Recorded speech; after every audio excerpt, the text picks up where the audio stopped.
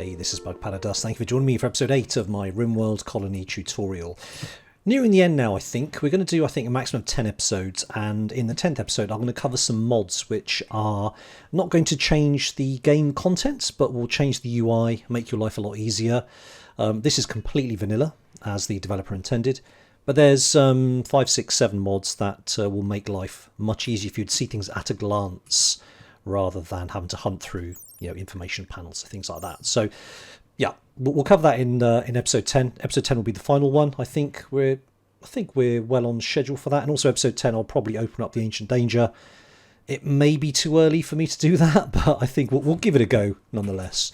Just notice Finley is cleaning areas. Now, if you're wondering why your pawns are cleaning certain areas here, and you'd rather they didn't, because really, why are you cleaning around this kind of body dumping ground site? What I would do is this, and I'll show you in a moment.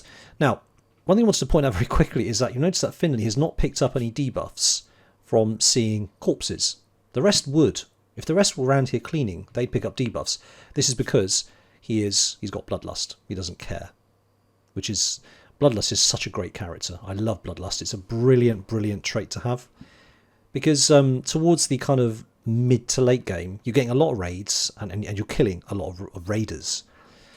And people with Bloodlust, it makes them happy just by killing people. So these people are going to be always in a great mood. I think it's a fantastic thing to have. Okay, so back to my point about cleaning. Basically, it's to do with home zones. So if you don't want him to clean a certain area, just get rid of that home zone. You might think, well, why did the home zone appear? Well, the home zone appeared because we created this stockpile, and it automatically makes a home zone. Now, I think you can stop that from happening. I think it's one of these over here. Let me have a quick look. It automatically creates home zones. There we go. Toggle automatically expanding that home area around new constructions.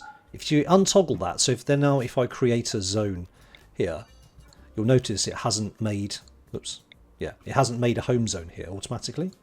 If I toggle that on and I create a zone, now it will create the home zone. So if you don't like it doing that, then by all means turn it off from using this thing over here. Just be careful, because if you do that and it's not in your home zone, they won't repair and they won't put out fires in the areas which are not your home zones. So always be sure that anywhere that's inside the base that you want fires to be extinguished in is in your home zone. Alright, cool.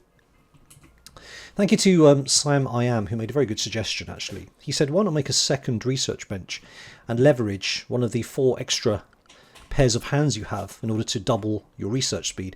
So 2 research benches can be used to double your research speed. So that's actually quite a good idea. I'm going to build a copy. How much wood is that? 75, yeah, 25 steel. That's fine. Let's copy that as well. So that makes a lot of sense. Now, who of the new arrivals can do the research? I think it was, Ara, who've currently got doing the cleaning. But I think what we'll do is we'll get her on cleaning actually as a, so she'll do research, and if she's not doing research, she'll do plant cutting, and then, so I think that makes a lot of sense to do that. Now, in terms of our actual stuff that we've got, quite long components, that's going to be an issue. We'll have to start mining, but we haven't done any mining yet, so there's plenty of components on the map. Now, components come from these things, compacted machinery. So if you can spot any compacted machinery a bit closer to home, then that's always very useful. I don't think we've got, there's some here, perfect. So I'll highlight those. Now, bearing in mind that you can't see what's beyond the edge of what's in here. So you can do exploratory mining, just mine a line, and you can see if it exposes anything. That's generally how you mine things. Running metal's okay, actually. I think we're fine. So let's make that faster. And we're going to focus on defences in this particular episode. Now, what we've got here is we put in some walls here and here in the last episode. So if any raiders come in, they've got to go round this way, or they've got to go round that way. They generally won't try and bash down doors as a matter of course, unless they're sappers. But sappers will try and get through walls basically to try and get to your base. So be careful if there's any sappers. Now what we can do is we can actually utilise this kind of valley area here by putting a wall here and a wall here. So that could be a kind of a viable mid to long term strategy for the base. what I'm probably going to do is stick a wall up around here and try and sort of keep ourselves contained. It also stops wildlife from eating your crops as well. It's quite a large area to try and wall in, so... But you know what? Large bases never hurt anybody. I think maybe going across there and down. So we can start working on that. We've got quite a lot of stone. I think it probably makes sense to do that. So let's get cracking with that. Start some slate blocks, like so. We definitely want to do up to here, I'd say. And I think it won't hurt to actually put a wall across here, because they'll have to come round. Yeah, I think that's a probably good. That's a good first starting point, I think. So how much slate do we have? 49. Right, let's just crack one across there. And we've got some granite blocks. We've got 31 granite blocks, so we can come from, say, here. 39, that's 10, 20, 30. Okay, so we'll start doing that. All right, let's make things faster. All right, so we've got a raid. The bloody faction. They're attacking immediately. There's a couple of them. And they've only got clubs.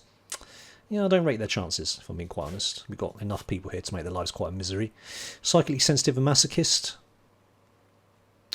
That's not a bad trait. Psychically sensitive, yeah, that's generally not great. Social 9, the rest of it's kind of average. And you've got Lloyd, underground and depressive. Yeah, I would avoid this like the plague. So these two people can both die quite happily. So they are probably going to come round this way.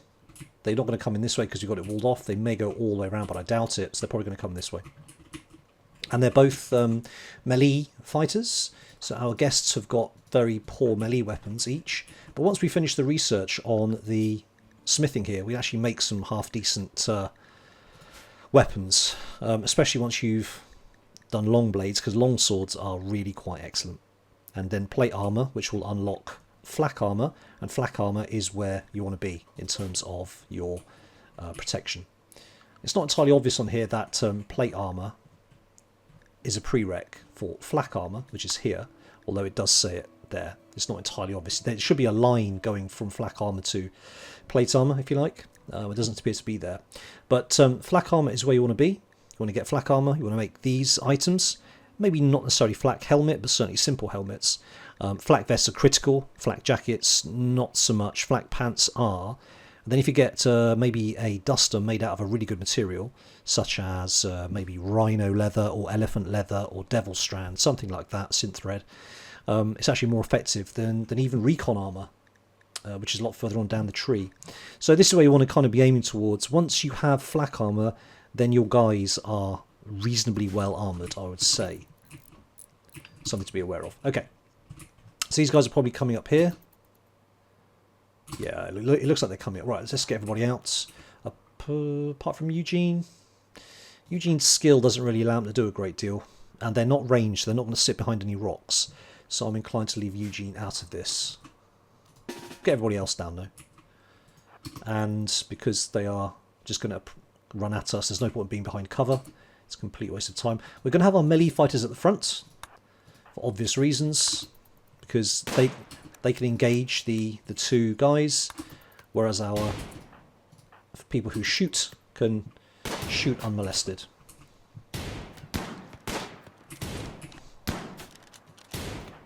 Okay. There we go, and they're fleeing.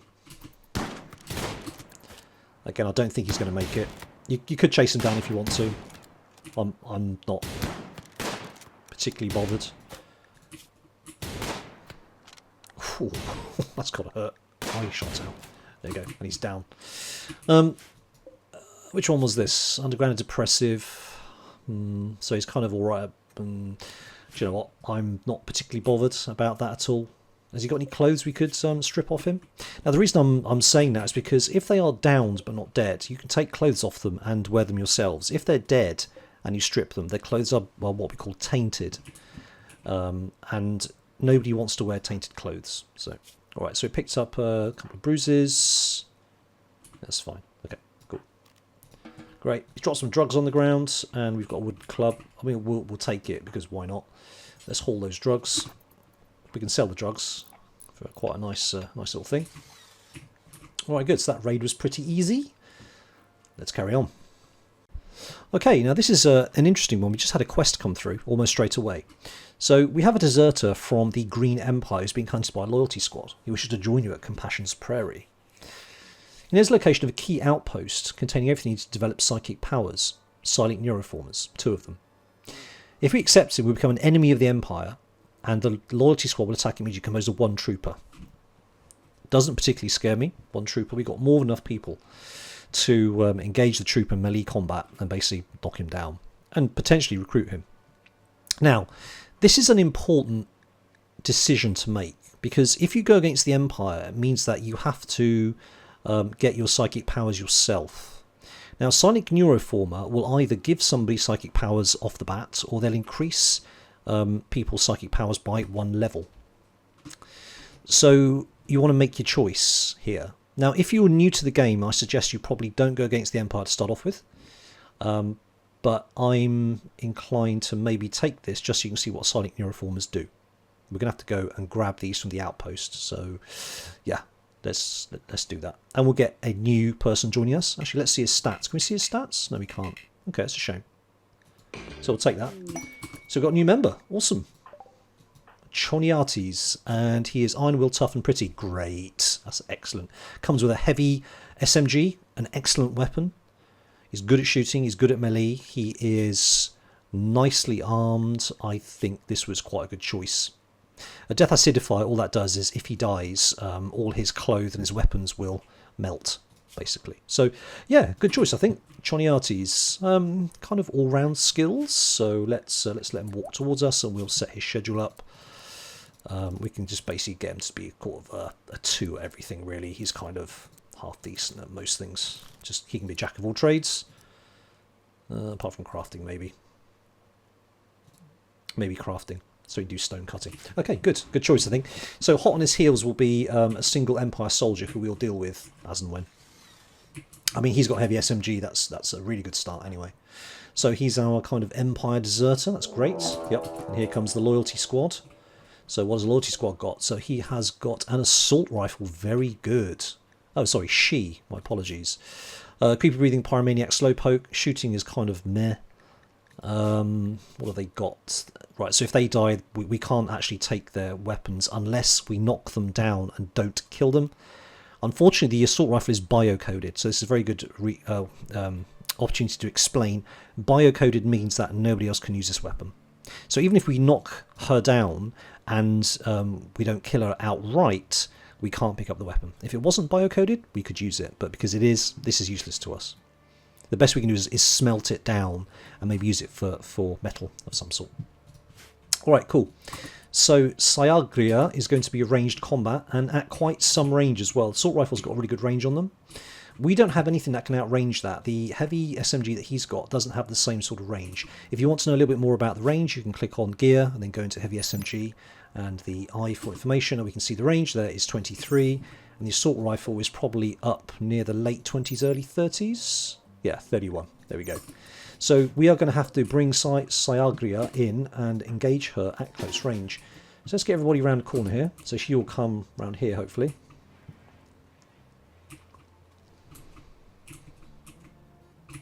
Yeah, let's keep an eye on this. So I'm going to get this guy into cover. These guys can go up here. Eugene, we're going to want to it's probably stone skip. Because she's going to take cover behind probably stones. Hopefully stones and maybe trees. Who knows? Jonathan is long range. He can go back here. Nelson is melee. He can go there. Fleming can go there. Alright, so what's she doing? Now, see, she's already trying to take pot shots at us. Because people are in her range, but we are moving around. So she's going to, again, come hopefully round here. Major break risk. Who's that? Gizmo. What's up with Gizmo? Gizmo is probably not very happy. He's in pain. He's been... See, the insulted from the last episode, that's why you don't let anybody go around insulting people if you can very much avoid it. Okay. Right, here she comes.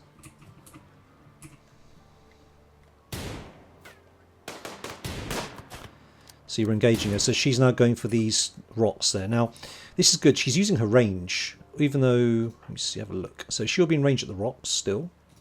Let's move Fleming over here to make sure she stays ranged. Bolt action rifle will outrange the assault rifle.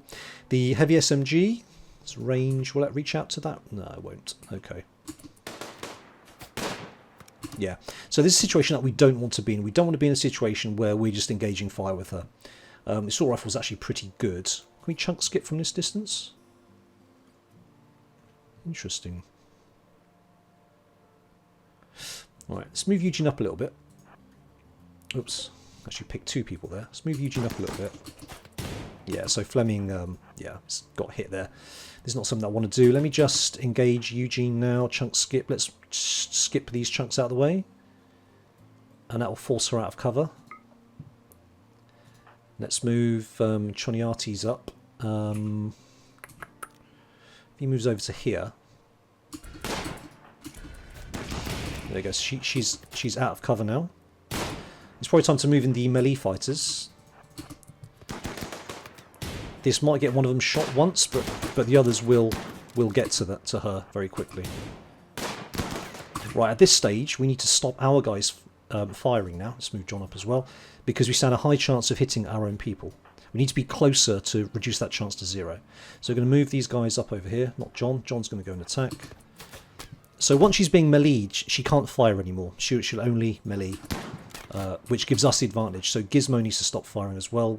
If you ask your ranged troops to melee, they'll just use their weapons. So they're not going to be very effective, but it's better than no weapon at all. There we go. So we finished off quite quickly. As soon as you get ranged combat troops into melee, the game is pretty much over, especially if you're attacking with knives and clubs and things. So that went pretty well. We did get... Oh, looks like Stranger took a hit from our own team, so that's not ideal, but just the one hit. And I think, yeah, we also got Fleming shot, took one shot in the leg from the assault rifle. That went pretty well. Can't argue with that. So the death acidifier has removed the clothing and also the weapon, as expected. But we did get some uranium out of it, which... It's not to be sniffed at. Uranium will come in useful mid to late game, and also it's worth something to sell. So all good, all good. All right, cool. So that was that situation dealt with. Beautiful. And we have the second bench up, and Ara, as designated, is now doing some research. Fantastic. So one thing I wanted to point out is that marble blocks, while they're great for beauty, are not very strong. So what we've got here is we've had our stone block bill has been satisfied and it's now paused. So we made 500 blocks, it's been paused, and it will unpause at 110. The trouble is most of our stone blocks are marble. Now I need them for my defensive walls, and marble is not great. As it says, it's soft. It's soft, beautiful stone. Fantastic for indoors, not great for perimeter walls. So what I'm going to do, I am going to add a bill. Now you'll notice that on the blocks here we've got a lot of slate chunks kicking around and quite a lot of granite chunks. So I'm going to make, I mean even the slate's not very good, but it's better than marble. So I'm going to make granite blocks, and I'm going to say do until you have, let's say 500 granite blocks. I'm not going to do a pause until satisfied. I'm just going to do just a straightforward, just make them, and then add bill, and then slate blocks, do until you have, and again 500 of these. Oops. And we'll do that. So that should work quite nicely. We're going to get some good blocks made for our perimeter walls. Great. Which you can see is being constructed here. Looks like Choniates is just knocking that tree down. Okay, let's carry on. Okay, now, one important thing to point out was obviously that quest was like 2 parts to it. So firstly, we killed the one trooper who was following Choniates. And the other bit was we need to pick up our silent neuroformers from the outpost. So you click on that, the outpost we can see is here, and we can see that we're here. So you click on the planning mode, and you can right click, and it tells you how long the travel time is, 0.94 days. Cool. So what we're going to do is we're going to go to this outpost, and if we click on the outpost, which we've done, it tells us there's one enemy waiting for us and the item stash of those 2 neuroformers. So one enemy, not that scary. I think we can go and do that very nicely. It's 12 o'clock, so we've got time to make a caravan, which is actually a really good opportunity for me to show you how the caravan mechanics work. So who are we going to take? I think we don't want to take too many people. We'll take Choniates because he's got the heavy SMG and he's skilled, he's got the armour. We'll probably take Jonathan, because he's got the long range rifle. We'll take Stranger and Night Owl. No, Stranger's just sleeping. Okay, he's a bit slow at moving. That might slow things down a little bit. And maybe Gizmo. Is Gizmo a night owl? No. Okay. He's also injured. So we'll take Choniates, Jonathan, Stranger Gizmo. Yeah. Right. So you click on World. And you click on the base. You click on the Form Caravan. You say where you want to go. You accept. So we're taking Choniates, Jonathan, Gizmo, and Stranger. You definitely want one melee fighter. Absolutely. The reason is because, as I just explained, you want to engage them in melee fighting as soon as possible. We'll take a donkey as well, purely because they can haul. It adds 52.5 kilograms to your total mass. If I unclick that, we'll see. It's only what basically people will be carrying what they can carry themselves. So we will do that. So we can take a donkey. If there's any loot there, we can bring it back with us. I don't anticipate it's going to be much, but we'll see. We want to take some medicine, but that's in the travel supplies tab at the end. I'm thinking, I'll tell you what we'll do. We'll cancel this for now. And what we want to take with us is a couple of bedrolls. So let's just uninstall that. You have to uninstall it for it to be picked up by the Caravan tab. Now, can we make another couple to take with us? I think you probably can. Yes, 467. Let's make another couple of blue fur bedrolls. We're taking 4 people, right? So let's make another 3. And this will be good moving forward. I'm going to make them up here because you have to actually make them and then uninstall them for them to be picked up. So I'll just do that, and they should get on with that relatively quickly. Then we'll go and do the caravan. Okay, so that's that one unpacked. Be good actually if Jonathan can also haul that into the stockroom. Storeroom, same thing. Alright, so there you go. All 3 have been made. Beautiful, that was quick. Let's uninstall those. Let's get him to do that, then that, then that. So we're going to take these all down, and if you could haul them as well, that'd be great. I'm only doing this manually just to speed things up a little bit. So they'll be in the storeroom and they'll be picked up, and then we can get the caravan going. Actually lost a little bit of time there, so the caravan won't actually get that far before it stops, but that's fine. Major break risk, who's that? Stranger. It's interesting. What's up with the stranger? Probably in pain, chemical starvation, pain. Maybe you won't take Stranger. I don't think we'll need that many people, if I'm being quite honest. So we may leave Stranger at home. Okay, so repeat that then. Make a caravan. We're going to right-click there. We're going to accept. We're going to take Jonathan. We're going to take Choniates. We'll take Gizmo. I think probably Fleming, actually. 4 people. Yep, that's fine. Take a donkey. We will take... I don't need to take anything with us that we need. That's fine in terms of that. In terms of travel supplies, it will automatically select the best travel supplies it thinks for you. But generally speaking, this is going to give you too much food. So we're not going to take kibble. We're taking 4 people. It's going to be 2 days. That's 9 meals with a little bit to spare. Don't need to take the package. In fact, I'd rather take packaged survival meals with us because they don't go off. Don't need the muffalo meat. Don't need the rice. Don't need the berries.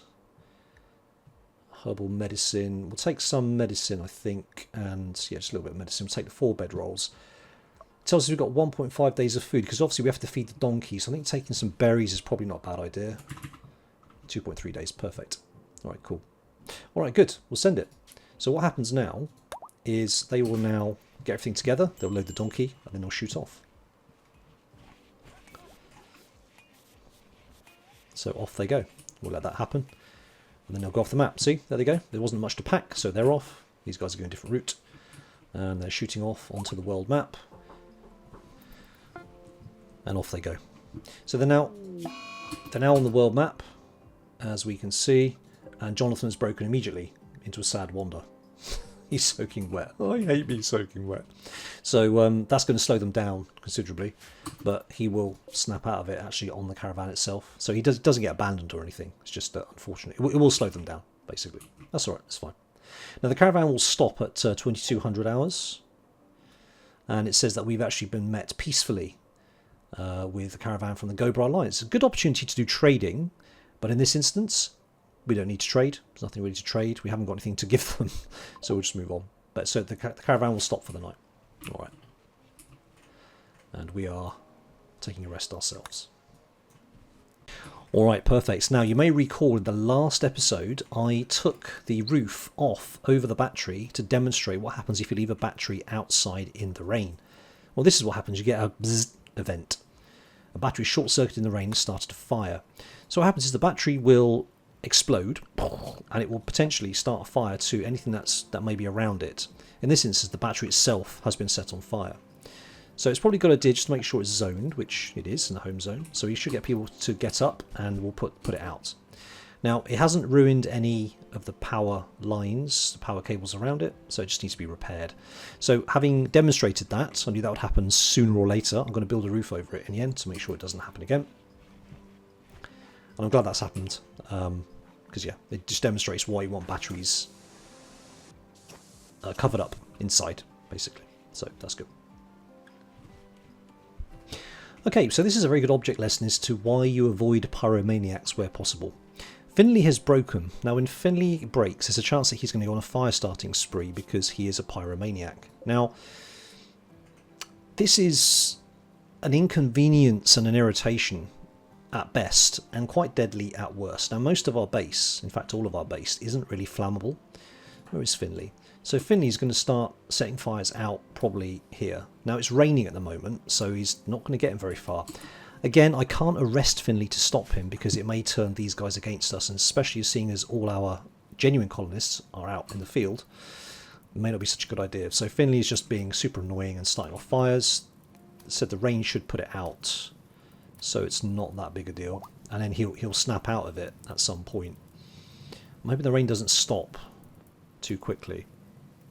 But yeah, so anyway, so he's snapped out of it, and the rain's going to put it out. Now, on a map like this, where you've got a lot of grass to spread the fires and wood to burn, this could be quite deadly. So it's worth keeping an eye on. Okay, so we have now researched smithing, which is excellent. So we can build a smithy, and we can put down some steel tiles in the hospital, which is perfect. And we can start building some decent melee weapons, like the gladius, for instance, before we get to the long swords, which we get from long blades, before we move on. So I think I'm probably going to do long blades next, because long swords are absolutely fantastic, as are warhammers. Don't dismiss these, because melee weapons are really, really important. Melee fighters are critical moving forward. So I think I'll probably do long blades. Meanwhile, because we have the ability to, we are now going to build a electric smithy. Put there. We're going to copy that, build that there. But more importantly, we can put down steel floors, which has been unlocked. Steel tiles. These are quite expensive, 7 steel, super worth it. And it's a good starting point for sort of cleaner floors than you would normally have. So this is going to be our hospital here. Got 475 steel, so we've got more than enough to cover it. And what I'm going to do, I'm going to put in a marble wall here, so we can actually make this inside and make this roofed over. So that's brilliant. Put steel tile. Oh, steel tile there is already. Okay, good. And obviously work is going to be slower now because 4 of our people are away. And so it's how are we doing? So they're almost there. They're almost there at the site that they want to attack. All right, cool. Generating map for new encounter. They are going to attack. Let's jump to it. All right. So it looks like we are facing a small outpost here. There's a shuttle as well. Brilliant. So we have a guy here, Moses Shipcracker, armed with an assault rifle. Notice it's not biocoded. That's very nice. He has death acidifier. Okay, he's actually quite good at shooting. Nice stats. So we need to be a bit careful. Again, we're going to engage him in melee combat if we can. This turret needs to be avoided. See the turret, and that's its rate. That's range of fire. Range, sorry. But if we attack from the south here, it can't hit us. This is going to be interesting. There's only one guy, so we can overwhelm him fairly quickly, I'd say. Jonathan is still broken, unfortunately. Though there goes our long range option. That's a real shame. I was hoping that Jonathan might have snapped out of it by now. So we're down to 3 people and a donkey. Okay, that's fine. So what we're going to do is we are going to... Let's see. Of course, he can't shoot. The turret can't shoot down here either. So let's sneak our people in. Good practice is to make sure that the donkey doesn't get in the way by creating expanding an area for the donkey. And just put him in a nice safe zone here. So we've expanded area 1 to put it up here. We're going to put the donkey into area 1. So the donkey will now go up to here and be safe. Meanwhile, our 3 intrepid heroes are going to go up here. Alright. Now it's entirely possible we can kind of... Ah, shuttles run away. Smart move, I think. So it's entirely possible we can actually... yeah, I was telling him to shoot at the door, but come to think of it, that may not be such a smart move. What it's done, though, is it's now brought this guy into the fray. I'm going to move him around here. So he's going to move around to attack us. Which side's he going? Wake up addiction. Stranger. Oh, no. Ah, okay, I will come back to that. In fact, I'll cover it now. What happened is we captured the wake up from the person, this person down here. No, sorry, from the Empire soldier. We brought the wake up drugs into here.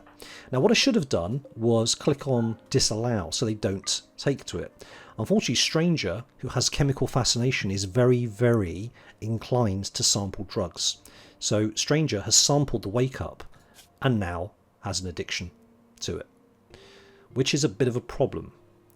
Stranger's now going to go into withdrawal because they can't get any more wake up, and honestly I would ride out this the withdrawal debuff, because although wake up in itself is quite handy for emergency situations, you want to keep your people off wake up where possible, and also go juice. As we can see here, wake up. This person regularly needs to consume the drug to avoid withdrawal symptoms. I would ride out the withdrawal to get Stranger off it. They may have a tantrum and have negative moods and blah blah blah, but it's just an idea just to get them off it as soon as possible. You can monitor that here.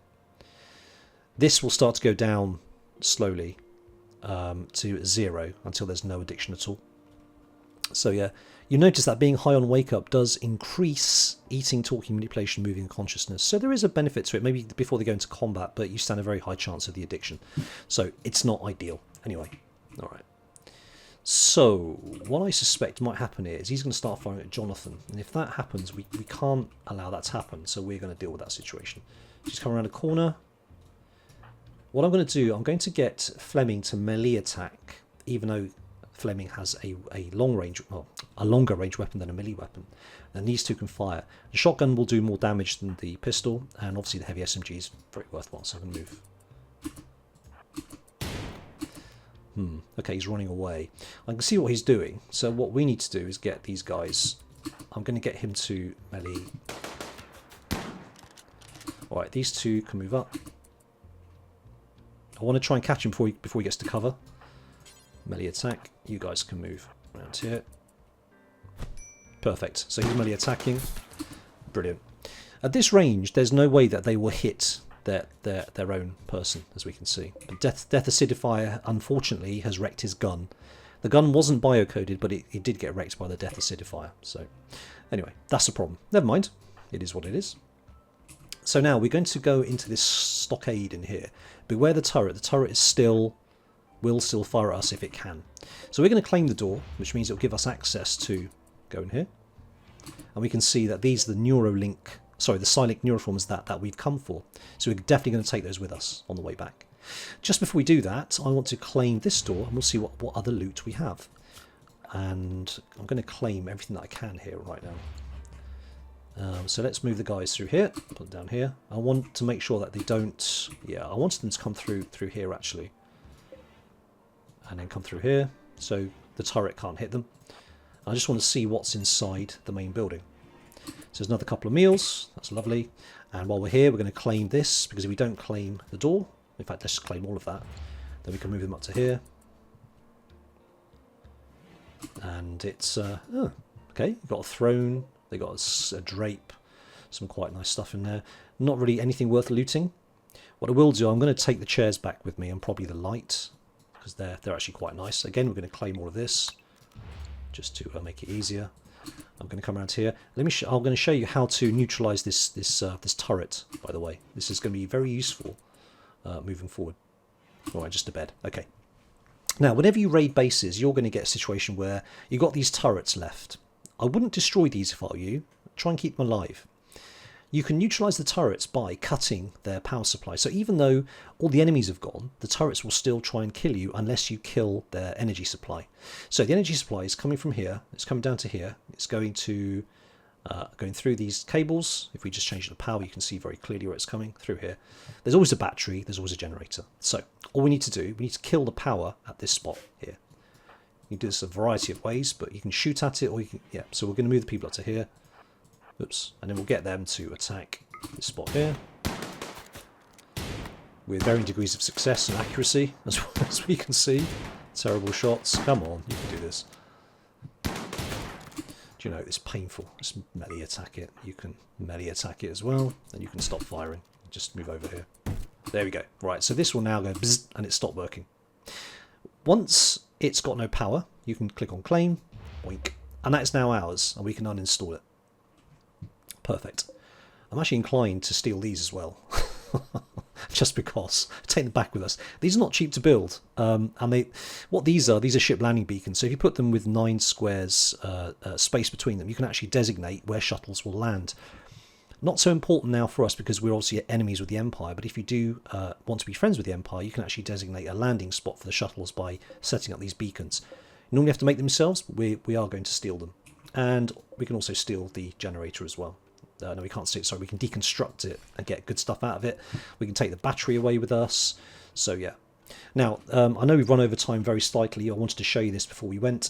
So what we do now is we go to World, we go on, click where we are, we go to Reform Caravan, back home, accept, and it asks us, well, what do you want to take with you? So we're definitely taking the neuroformers, we're taking the lamp. We keep an eye on the mass though, of course. We're taking the landing beacons and the mini turret, the battery. The drapes we could take, they're quite heavy. The braziers are quite heavy. I want to take the good chair. If there's anything good, definitely take that with you. The throne is really heavy. We could take that actually, because they sell for quite a pretty penny. And if you're going the Empire route with your sidecasts, you actually need a throne yourself. I think I might take that actually. Yep. We got a little bit of capacity spare, so we could take a brazier. What else could we take here? Granite brazier, standing lamps. We've got those already. Yeah, so we'll take a drape because they improve the room. Yeah, okay, that's good. So we've now actually reached the point where we can't really take much else here by the looks of it. Maybe take the bed. No, that's over. That'll do. Anyway, so we just click on send. The caravan will reform immediately. Just make sure that we've got all the travel supplies we want. We're going to steal the meals that we that we looted. I'm going to click on send, and everybody goes back. Make sure everyone's included, which they are, and we'll go back. And that was a successful raid. So now the caravan's going to head back to our base, and that's how you do caravanning. It's pretty straightforward. Obviously it's more nuanced, but this is only a kind of a high-level basic guide, so hopefully that should be of use to you. And there we go. That was episode 8. I hope that was useful. Some quite handy little tips there. Hopefully you've picked up. I'll show you how to use the neuroformers when we get back. So the items that we took, or we earned, should I say, the silent neuroformers. These are quite easy to use. I'll explain how they work though. Coming back some good loot. The steel mini turret will be extremely useful because obviously we haven't researched turrets yet. Turrets are, wow, all the way down here. Autocannon turret. So, you know, if you can steal them, it's all the better. You don't need to make them ourselves. So that's perfect. All right, we're going to leave it there. Running really, really out of time. Thanks for watching. I'll catch you on the next one. This is Bug, pulling the plug.